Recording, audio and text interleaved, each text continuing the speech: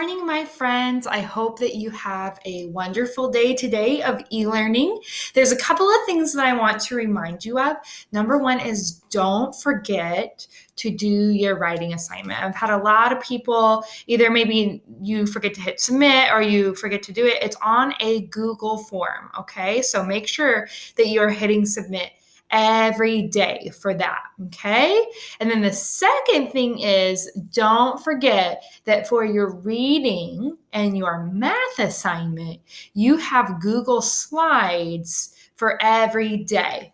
So today will be actually the last time you have activities on your Google slide. And then tomorrow on your Google slide, it will say, go take the quiz in Google Classroom. So that's what you'll do on Thursday. It's kind of the same thing as we've been doing for a couple of weeks now. So just look out for that and just follow the directions on the Google Slides and you'll be just fine. All right, so let's get started with Tales of a Fourth Grade Nothing by Judy Blume. And we are on chapter 6, Fang Hits Town. And this is page 55 if you have this book and you want to read along. Here we go. Fudge liked his new bed a lot. There was just one problem. He fell out of it every night. By the fourth night, my mother and father got smart. They pushed the bed against the wall and surrounded the other side with chairs. Now there was no place for Fudge to fall. But every morning, my mother found him curled up in one of the chairs. My father said that they could have saved their money since Fudge was so happy sleeping in an old chair. On Saturday, we had to go to the dentist. He wanted to check Fudge's mouth again to make sure everything healed all right since his flying experience. Dr. Brown is an old friend of my father's. They went to school together. He's always saying he takes special good care of me and Fudge because we're chips off the old block being my father. His office is in the other side of the park. It's near Madison Avenue. My mother said we make a day of it. And wouldn't that be fun? I'd rather go to the movies with Jimmy Fargo, I told her. But we'll have such a good time, my mother said. The three of us will go for lunch and then we'll get new shoes for you and Fudge. I've been out to lunch with Fudge, I reminded her. He's growing up, Peter. He knows how to behave now. I'd still rather go to the movies with Jimmy. Well, you're coming with me, and that's that. I wasn't looking forward to my day. And Saturday morning is always the best day of the week. Every Saturday morning, I clean out Dribble's bowl. Sometimes, if Fudge is very good, I let him watch. I do it in the bathroom. First, I take Dribble out of his bowl and let him crawl around in the tub. I'm afraid to put him down on the floor. Somebody might step on him. But in the tub, I know he's safe. Next, I take the rocks out of his bowl and wash them. The last thing I do is wash the bowl itself. I really scrub it. I even rinse it 2 or 3 times to make sure all the soap is out. When I'm done with that, I put the rocks back and fill it with just the right amount of water. After I put Dribble back in his bowl, I feed him.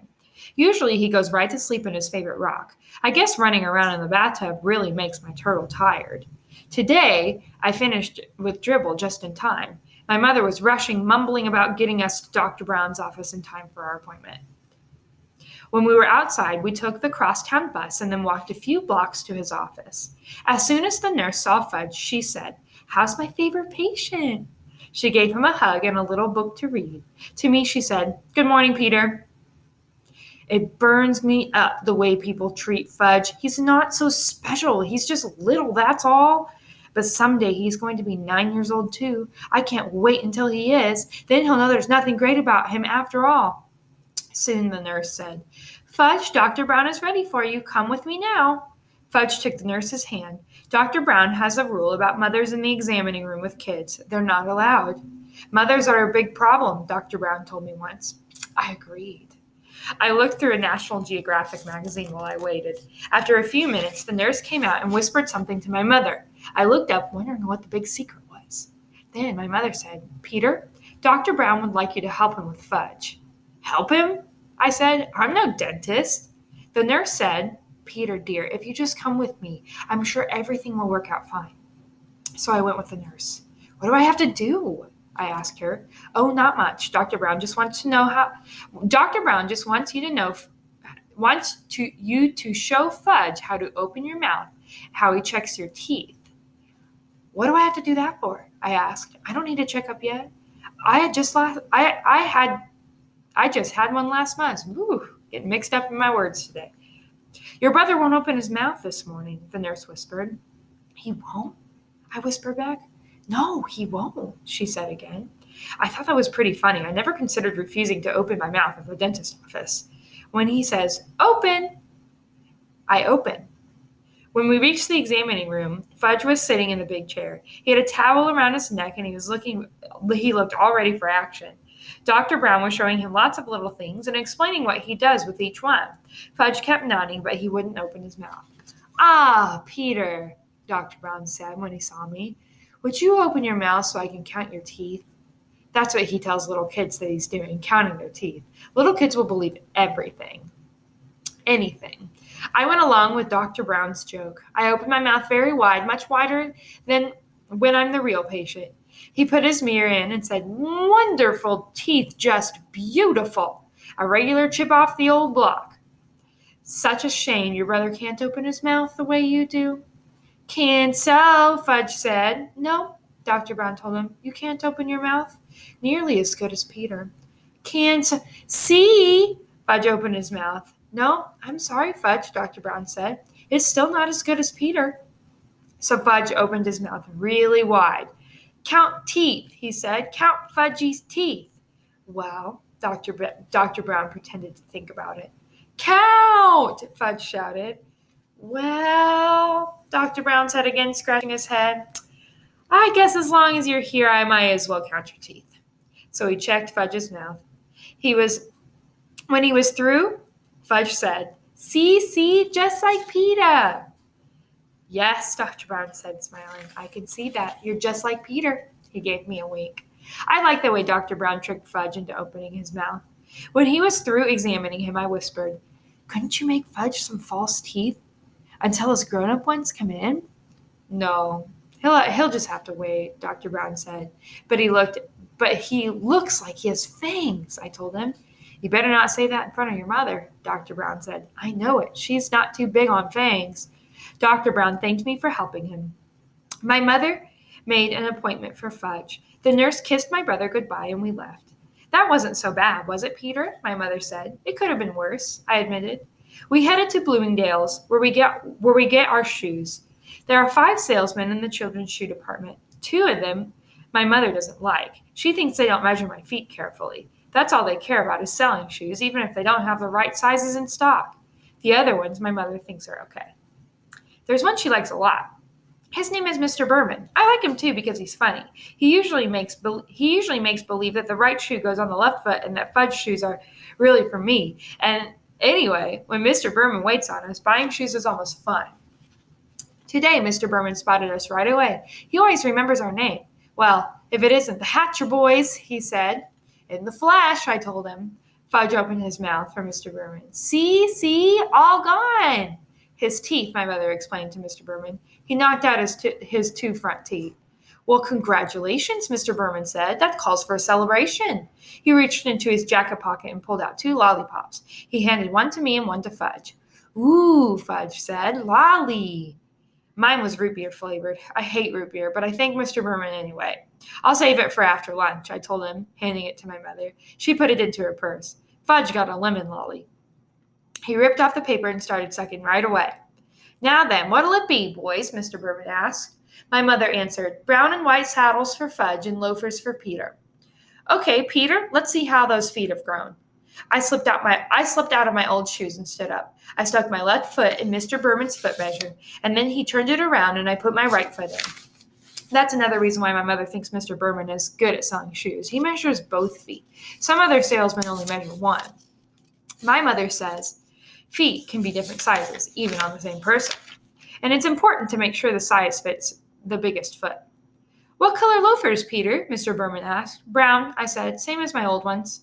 When Mr. Berman went into the back to look for shoes for me and my brother, I noticed a hole in the toe of my sock. Oh, Peter, why didn't you tell me you had a hole in your sock? I didn't know I had one, I said. Oh, I'm so embarrassed. It's my sock, Mom. Why should you be embarrassed? I asked. Well, it looks terrible. I mean, to come shopping for shoes with a hole in your sock, that's just awful. Can you hide it a little? Where should I hide it? Try to get the hole in between your shoes so it doesn't show, my mother said. I wiggled my sock around, trying to rearrange my hole. My mother sure worries about silly things. Mr. Berman came out with 2 pairs of loafers. He likes to try different sizes to make sure I'm getting the right one. One pair was much too big. The other pair fit fine. Wear or wrap? Mr. Berman asked my mother. Wrap, please. We'll wear the old ones home. I had never been allowed to wear my new shoes home from the store. Don't ask me why, but my mother always has the new pair wrapped up, and I can't wear them until the next day. When I was finished, Mr. Berman untied Fudgy's shoes and measured his feet. Brown and white saddle shoes, my mother reminded him. Mr. Berman went into the back and returned with 2 shoe boxes. When he opened up the first box, Fudge saw the saddle shoes and he said, No! No what? My mother asked him. No shoes, Fudge said. He started kicking his feet. Don't be silly, Fudgy. You need new shoes, my mother told him. No, no, no, he hollered. Everyone in the shoe department looked over at us. Here's the perfect size, Mr. Berman told Fudge, holding up one shoe. Wait till you see how nice these new shoes will feel. Fudge kicked some more. It was impossible for Mr. Berman to get those shoes on his feet. He screamed, No shoes! No, no, no! My mother grabbed hold of him, but he was wiggling around. He managed to give Mr. Berman a kick in the face. Luckily for him, Fudge only had on socks. Now look, Fudge, my mother said, you must get new shoes. Your old ones are too small. So what kind do you want? I don't know why my mother bothered to ask him like he was a regular person, because when Fudge gets himself into a temper tantrum, he doesn't listen to anything. By that time, he's thrown himself on the floor, where he beats his fist against the rug. What kind do you want, Fudge? Because we're not leaving here until you have new shoes, my mother said, like she meant it. I figured we'd be there for the rest of the day, or maybe the week. How could my mother have been so embarrassed over a little hole in my sock and act like nothing much was happening when her other son was on the floor, yelling and screaming and carrying on? I'm going to count to 3, my mother told Fudge, and then I want you to tell me which shoes you want. Ready? 1, 2, 3. Fudge sat up. Like pitas, he said. I smiled. I guess the kid really looks up to me. He even wants to wear the same kind of shoes. But everybody knows you can't buy loafers for such a little guy. They don't come in your size, Mr. Berman. They don't come in your size, Mr. Berman told Fudge. Yes, yes, yes, like pitas, Fudge hollered. Mr. Berman held up his hands and looked at my mother, as if to say, I give up. But my mother said, I have an idea. She motioned for me and Mr. Berman to come closer. I had the feeling I wasn't going to like her idea, but I listened anyway. I think we'll have to play a little joke on Fudge, she said. What do you mean? I asked. Well, suppose Mr. Berman brings out a pair of saddle shoes in your size and... Oh, no, I said. You're not going to get me to wear saddle shoes? Never. Let me finish, my mother said. Mr. Berman can bring them out and you can try them on, and then Fudge will think that that's what you're getting. But when we leave, we'll take the loafers. That's mean, I said. You're taking advantage of him. Since when do you worry about that? My mother asked. Since now, I told her. Look, Peter, my mother said, checking her watch. It's 12 o'clock. I'm starved. Me too, I said. Well, then, if you ever want to get some lunch, let's try my idea. Okay, I said. I sat back in the chair while Mr. Berman hurried to the stockroom again. Fudge looked up from his position on the floor. Like pitas, he said. Yeah, sure, Fudge, I told him. Mr. Berman came back with a pair of brown and white saddle shoes in my size. I tried them on. Did they look ugly? See Peter's nice saddle shoes? My mother said. Now Fudgy tries on nice saddle shoes. Fudge let Mr. Berman get into his new pair of shoes. See? He said. Like pitas. He held up a foot. That's right, Fudge, I said, just like mine. You can sure fool little kids easy. Wear or wrap? Mr. Berman asked my mother while Fudge walked around in his new shoes. Wrap, of course, she said. I wondered what my mother would tell Fudge tomorrow when I wore my new loafers.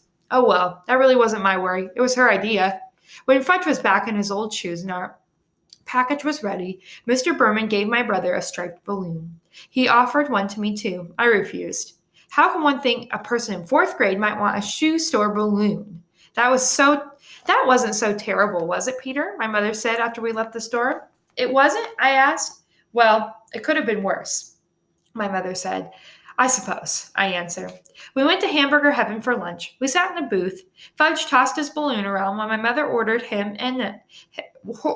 him and then for herself. I ordered my own lunch, a hamburger with everything on it and a chocolate milkshake. Fudge was getting a kiddie special, meaning a hamburger with the roll, some mashed potatoes, and a side order of green peas.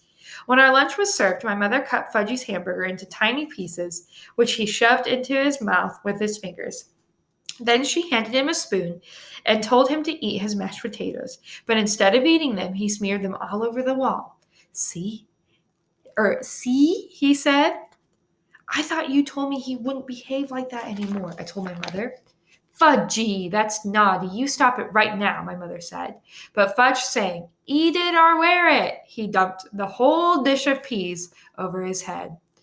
I laughed. I couldn't help it. He looked so silly with the peas falling from his hair. And when I eat and laugh at the same time, I choked. So I choked on my pickle, and my mother had to whack me on the back, which gave Fudge another chance to spread mashed potatoes on the wall. That's when the waitress asked my mother, did we want anything else? No, thank you, my mother said. We've had more than enough now. She wiped off the wall with her napkin and told Fudge he was very, very naughty. Not me, Fudge said. Not me. Yes, you are, my mother told him. Why can't you eat like Peter? See how Peter eats? Fudge didn't say anything. He stuck his fork in his balloon. It popped and he screamed, all gone. Want more balloon, more. Shut up, I told him. Can you ever act human? That's enough, Peter, my mother said. She should have slugged him. That would teach my brother of mine how to behave in Hamburger Heaven. We took a cab home. Fudge fell asleep on the way. He had his fingers in his mouth and made a slurping noise. My mother whispered to me, our day wasn't that bad, was it, Peter? I didn't answer. I just looked out the taxi window and decided that I would never spend a day with Farley Drexel Hatcher again. We'll stop right there. We're already on chapter 7, page 70. Have a great day, guys.